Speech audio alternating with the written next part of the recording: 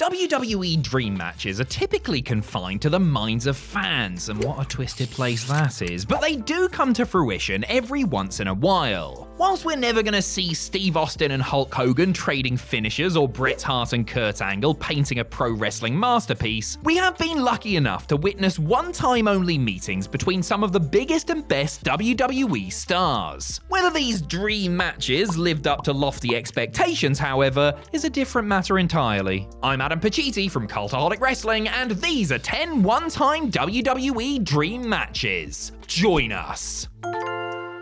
Number 10, The Undertaker vs. Ric Flair. When Ric Flair re-emerged in WWE at the tail end of 2001, he was not the same nature boy he had been before. His confidence had been taken out of him due to the way he was treated in the dying days of WCW, and now in his early 50s doubted that he had what it took to get it done in the ring anymore. In only his second match since his return, Slick Rick would have to overcome that crisis of confidence as he had a date with the Dead Man at WrestleMania 18. The match was intense as the personal storyline dictated and turned into an all-out brawl pretty quickly before Taker took control and began to wear down and bloody his opponents. There were a couple of hairy moments, yes, but it was never anything less than compelling, the drama ramping up considerably down the closing stretch with ref bumps and a fantastic run-in from Arn Anderson. The Enforcer's intervention couldn't save his fellow horsemen, however, as The Undertaker hit a tombstone and made it 10-0 on the grandest stage. They did have singles matches on house shows before and after this, but this is the only televised match between the two Hall of Famers.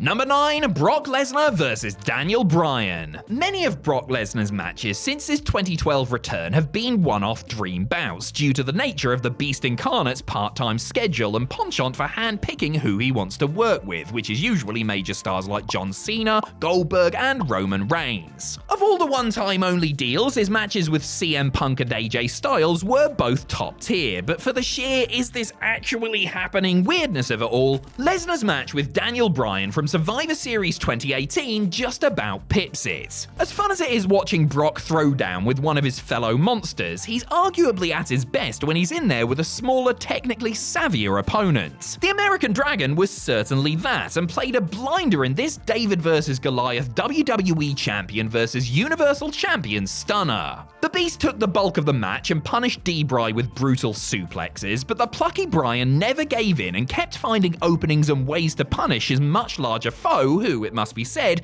expertly sold a knee injury to create real doubt about the result. After almost 20 minutes of stellar action, Brock walked away with the victory, but knew he had been made to earn it. Number 8, Bret Hart vs. Rocky Maivia. Dwayne Johnson has always been pretty good at this whole sports entertainment lark, but it's fair to say that in early 1997, he was still in the process of finding his way. Less than 6 months after his televised in-ring debut, Rocky Maivia defended his Intercontinental title against one of the very best to hold that particular belt. Headlining the March 31st, 1997 edition of Monday Night Raw, The Rock and a newly healed Bret Hart had a decent give-and-take encounter that would have no doubt been much better had it taken place a year or two later. As it was, the Hitman did his best to guide the promising rookie to something respectable. Hart personally liked Rocky and wanted him to look good prior to getting himself disqualified for not breaking his ring post figure 4 upon the referee's command. I do have to make a point of that because there were allegedly a couple of locker room degenerates who were more than happy to bury the Brahma Bull. This was not only the one televised singles meeting between these two legends, but their only singles match period, and so, while by no means a classic, it's certainly something to savor. Number 7, Rey Mysterio vs. Rob Van Dam.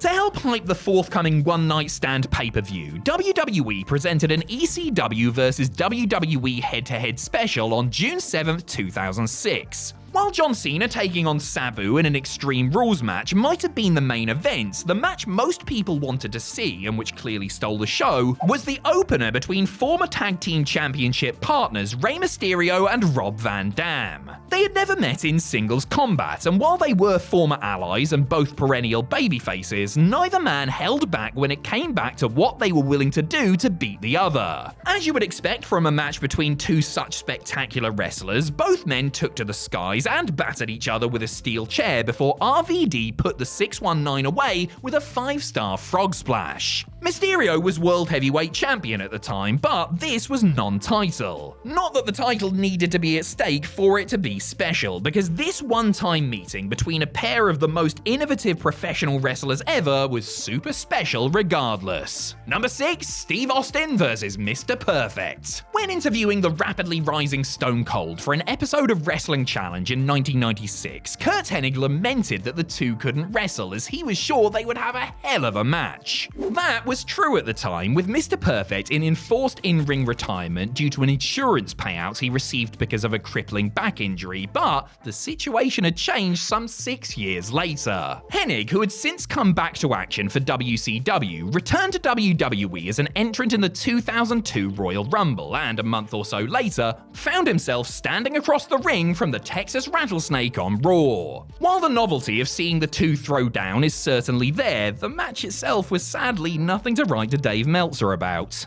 This was down to multiple factors, like Hennig still hurting from his old back injury and Austin running pretty damn close to full-on burnout. At a fraction under 5 minutes long, the match didn't really have much time to get going before the inevitable stunner to finish. If they had been at 100% and were given additional time to play with, you would bet a six-pack of Steve Weisers on them achieving greatness. Number 5, the Steiner Brothers vs. Bret and Owen Hart. While most dream matches tend to be of the singles variety, there's nothing that says tags can't be in the mix too. Just days before Owen kicked Bret's leg out of his leg, and not long before Rick and Scott said "see ya" to WWE in favor of going back to Japan, WWE scrambled to book a bout between the two sets of brothers. The foursome was informed about the match, which ended up being shown as a Coliseum home video exclusive on the WrestleFest 94 tape shortly before being sent to the ring. And while both Bret and Scott contend it would have been way better if they had been given more time to prepare, the match the Harts and Steiners produced on pretty much no notice is a testament to their collective ability as performers. An all babyface affair, it was different in psychology and structure than pretty much any other tag match you're likely to see from the time, with lots of actual technical wrestling as well as some really big heavy-duty moves such as a brutal Steiner screwdriver on Owen. In the end, there's nothing to separate them and the match finishes on a double countout, which felt like a tease for a rematch that sadly never came.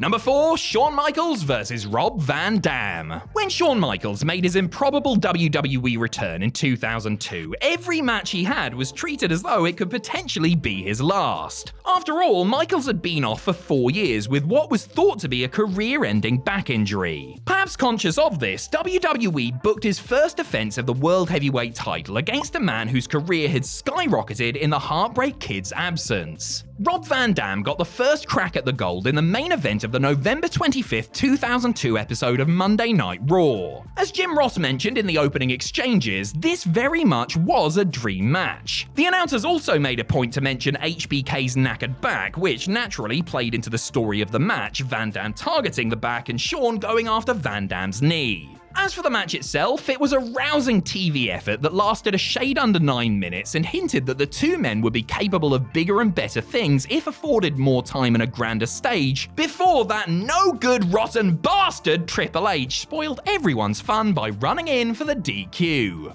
Big nose bellend. Number 3, Shawn Michaels vs. Jeff Hardy. Like RVD, a young Jeff Hardy was constantly being compared to Shawn Michaels. Both were daredevils unafraid to take risks, both were ladder match specialists, and both, it was feared, would burn out before their careers fulfilled their full potential. When the two men finally clashed one-on-one in the main event of the February 11th, 2008 episode of Raw, they were older and ostensibly wiser, both men having left and come back after dealing with the dreaded personal demons. The charismatic enigma was the Intercontinental Champion at the time, though his title was not up for grabs, sowing a seed of doubt about the potential result. A tremendous back and forth contest, especially for free TV, the match saw both men trade the advantage and, because of how beloved Hardy was, allowed Michaels, as the more seasoned veteran, to display an aggressive side as he led things along. There were some great near falls down the closing stretch, creating a sense that things really could go either way, before Jeff countered Sweet Chin chin music and hit a twist of fate and swanton bomb for the clean win. Number 2, The Rock vs Eddie Guerrero. When Eddie Guerrero came back to WWE in the spring of 2002 after a 5-month break due to those dreaded personal demons we mentioned just a minute ago, he was leaner, meaner, and ready to show the world what Latino heat was all about. There was no greater test than a Raw main event with The Rock, which is what Guerrero found himself tasked with on July 22nd, 2002. The fans were into everything they did, with Eddie dictating the pace and the People's Champ, who was also undisputed champ at this time, though this bout was non-title, timing his comebacks perfectly. It's not the longest match, going around 8.5 minutes, but they managed to pack a few thrills in there, such as Guerrero's exquisite rock bottom counter for a great near fall. Eddie got to shine and showed that he could hang with the biggest star in the company, elevating his stock considerably before succumbing to the People's Elbow. These two would subsequently cross paths in a couple of tag matches, but this is their sole singles outing and one of the last matches from The Rock's full-time WWE run.